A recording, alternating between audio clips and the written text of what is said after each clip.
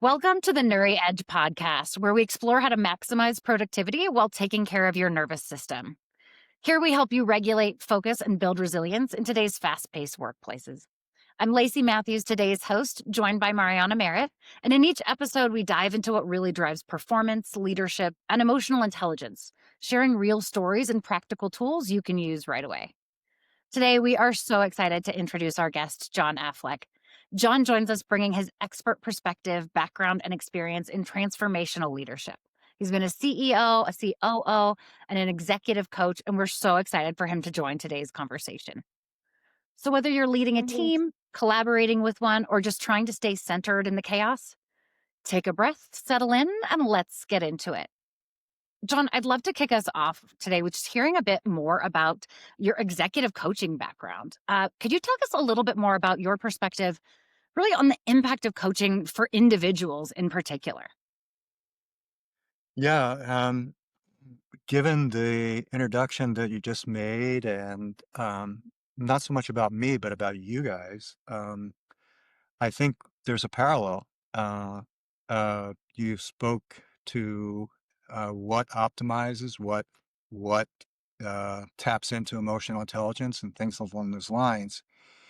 And the coaching approach that I've taken for several decades now is kind of postulating to the executive or the business owner um, that whatever you want to achieve with this entity is going to best come about by you getting clear, kind of from the inside out, about what it is that you're dreaming about, what it is that you are visioning.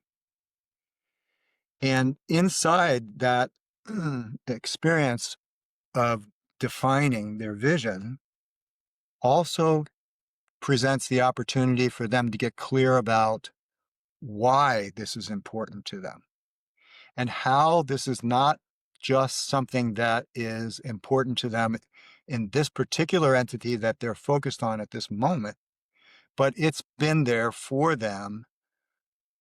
And I'm going to throw something out here, and it's going to be challenged by some people, but it's been there throughout their lives. If they take a moment and reflect, they will see that there's been some theme, some thread that they've been pulling, something that's been driving to them around s- what they perceive is what's being called for, what they could contribute, what they would make a difference in providing.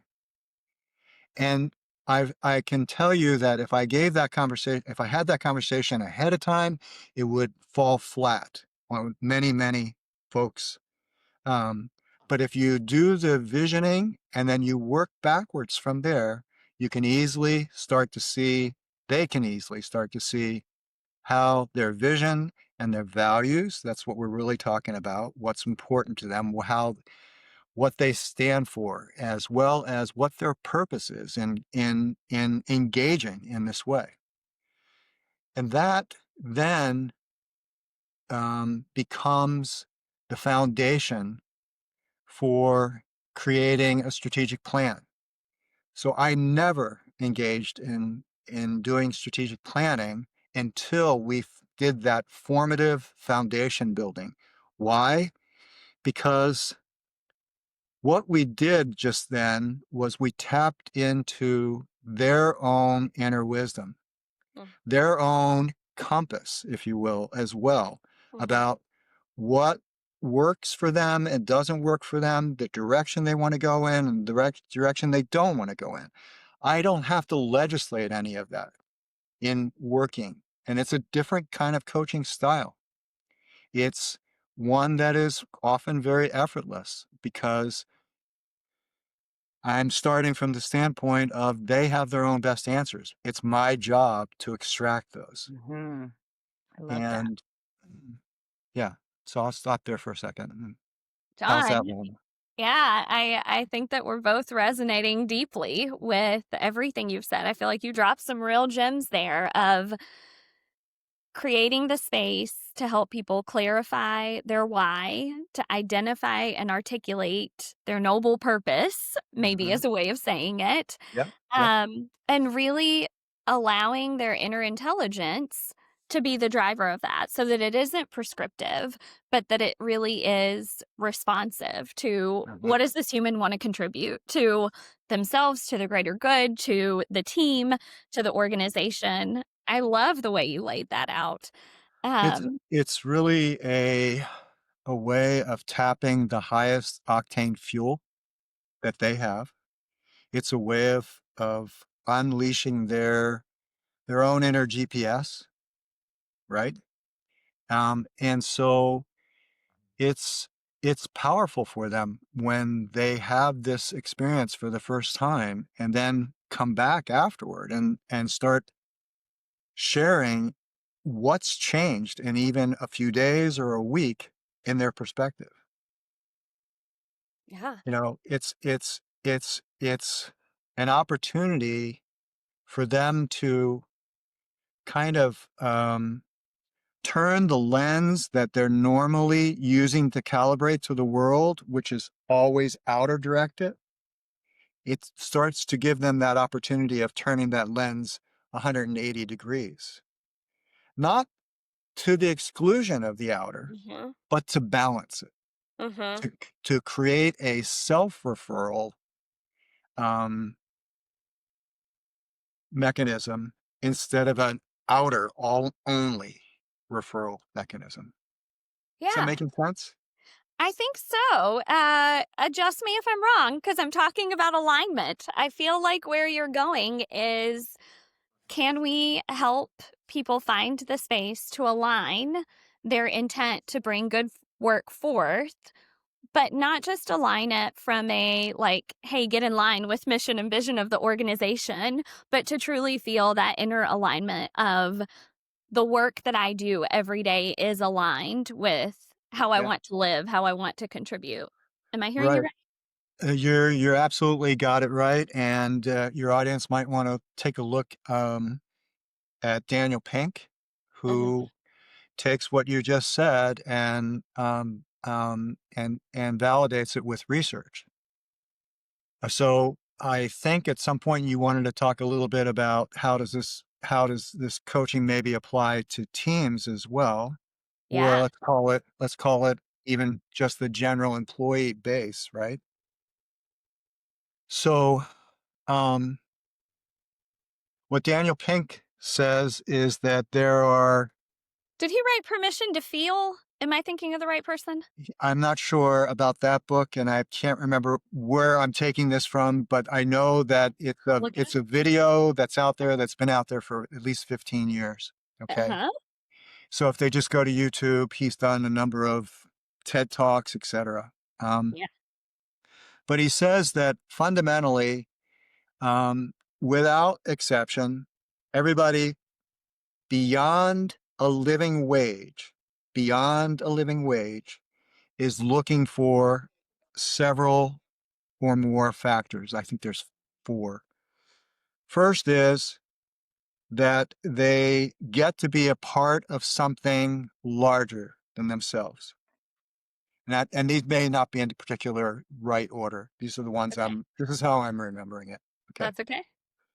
The second is that they get to do work that lights them up.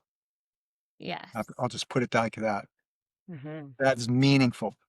Yes. The third is a kind of a corollary to that is they get to do work that is um, giving them a chance to exercise their preferred talents and gifts Mhm.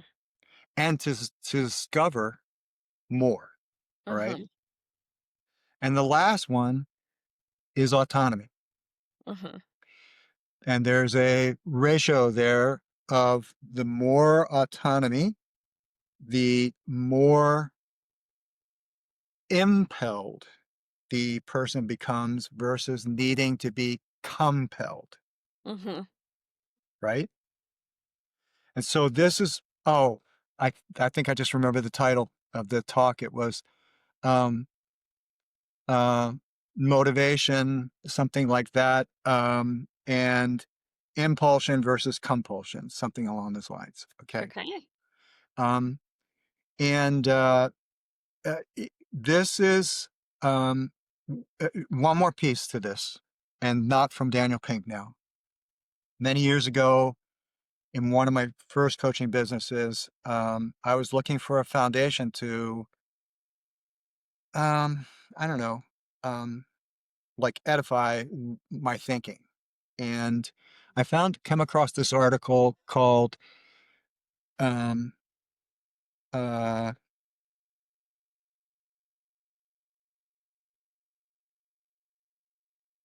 Aligned Businesses versus Unaligned Businesses. This is like right down your alley. Um, Mhm. I forgot about it. I didn't think about it until just now. Um, so aligned, a aligned business, let's start there, is one where the mission, vision, values are not only known by the company, Mhm. but they are engaged with, they are bought into. The unaligned is where if you get somebody to have an honest conversation with you, they're going to tell you that's what's said, Mhm. it's not what's done, Yeah. right? And there's not a congruence. There's not a feeling of we're walking our talk. Yeah. Okay.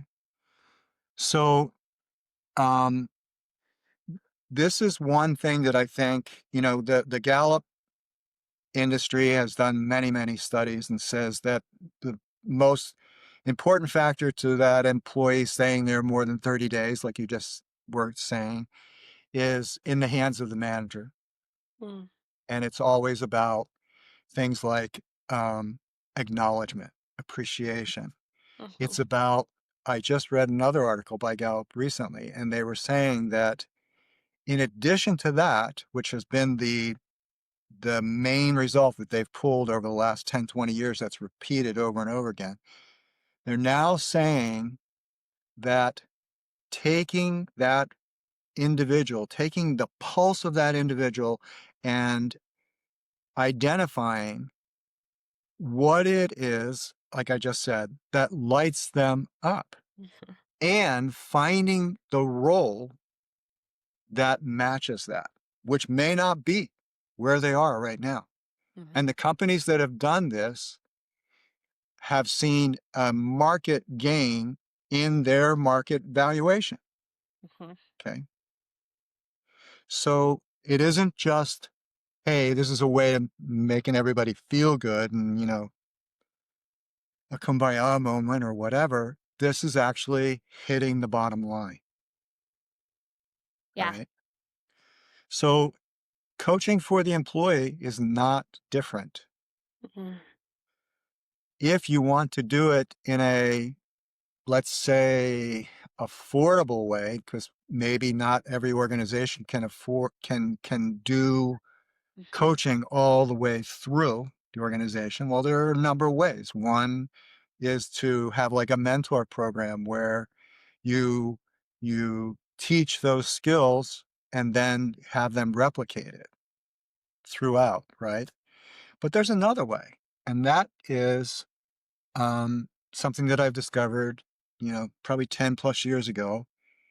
Um, I started doing group coaching Mhm. with business owners and executives, and they were from different companies. And I did it on the basis of helping them understand that there's still a truth to the principle that says we're we're better together, Mm. right? And what it's really about is it's the exercise of utilizing collective intelligence as Mhm. opposed to individual intelligence. Mhm. It's the it's the argument, the best argument I've ever heard for a DEI in many ways. Mhm. It's, we each bring a perspective, a background, a training, a skills just our way of meeting the world is different. Yeah. And because of that, we can think outside of the box that the person who is presenting their issue is caught in, Mhm. right? So all of a group coaching approach like that,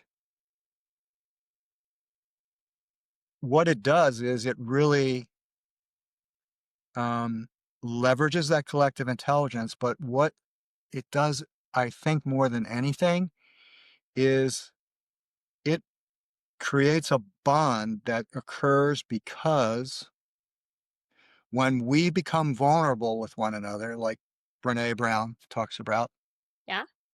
empathy Yeah. is Yeah. generated. Yeah. And when empathy is generated, are we open? I would say, and whether your viewership is going to like this or not, our hearts are open. Our wisdom that is here begins to unlock, which I'm gonna I I hope to be around to see if this gets validated, but I think we're gonna see a movement and a recognition of the mind, if you will, having a root in the heart as much as in the brain in the next 10 years. I'm gonna say it's not gonna be that quick. There's some really interesting science. I can't quote the article yet, but it's not coming to mind fast enough. But there's some interesting science around that. Yeah, yeah, Um, oh my gosh, John, I feel like you just laid out so much wisdom. You're right. I think there is this call for collective belonging, the amplification of each other's lived experiences, and the acknowledgement of we each carry different funds of knowledge yeah, because we have each experienced life in different ways. I love the way that you highlight that we all have our blind spots, not because we are monsters, but because I have lived this experience as this person. And the more that I can be not just in proximity, but in connection with others, the more I can be benefiting from learning, hearing, understanding their lived experiences makes me sharper, more aware, more able to connect with people who I may otherwise not understand in the same depth. And so I love that you're bringing that out. I love the call to humanity there. I also took down a note when you were talking about, yeah, the number one thing that employees say is they want to feel more appreciated in the workspace. Often that translates to money, but we know that salary is one way to appreciate and acknowledge someone. But then there are a myriad of studies that show that the value of feeling acknowledged and appreciated in the workspace is tremendous. yeah, You also highlighted how managers are stretched thin. I think I read a study that said that managers spend 70% of their time kind of in triage mode, bouncing around from different employee need to other employee needs. And so, where does that leave the gap for the active coaching that you're talking about? So, I love the thought of group coaching in the way that you described it. Um, I also will just add that we believe that's where there's a really neat use case for AI to meet humans in this time and space in the gaps of what is not humanly possible.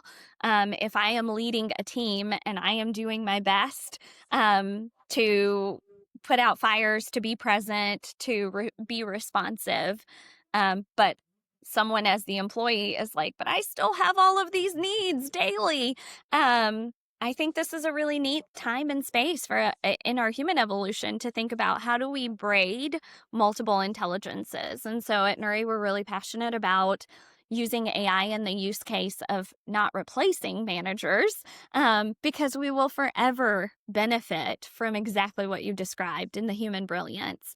But for the availability, the access, the on demand features of I need to run something past and get immediate feedback. I need help processing. I need help getting out of my own way so that I can interpret what just happened from a different lens, and gain the wisdom and then be able to move on to action steps. Yeah, I love the way that you're framing the intersectionality of it all. It's an exciting time to be alive, isn't it? it is. I And there's more. also That's right. I also am looking at our time, and gosh, a good conversation spends time quickly. This has been so much fun to resonate with each other, and to think deeply about how do we create the supports, the structure, um, that really elevates human excellence. So, John, thank you for your work that has elevated human excellence. And thank you for joining us today and for sharing your thoughts and insights. We hope that you'll come back for maybe a part 2 sometime soon. That would be wonderful. And my pleasure.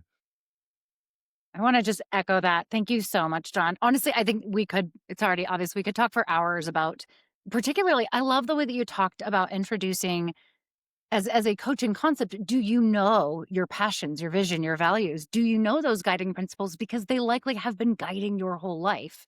But so few of us have had the opportunity to pause with the assistance it takes to identify that. And then I would love to have a whole other episode to hear your experience about how you've cultivated then that as a group.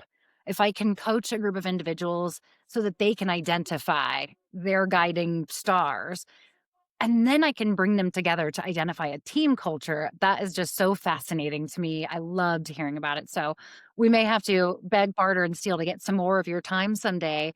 But I just loved in our short time what you were able to touch on. So thank you so Thank much. you.